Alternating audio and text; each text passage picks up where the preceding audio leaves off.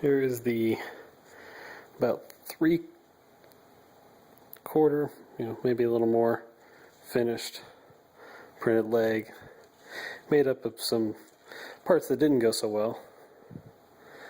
But this does not have any of the supports in it yet.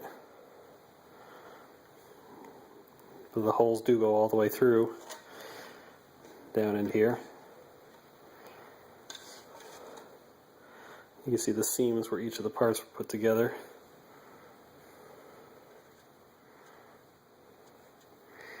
The new design will eliminate almost every seam. So for the strength test, I don't know if I can do this by myself like I have been and actually film it. I've been putting all my weight onto that little spot. 170 pounds.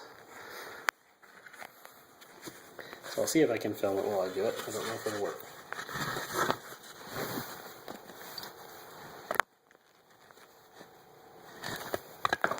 Well, nope, I have to have somebody else actually film that for me. But that does support my entire weight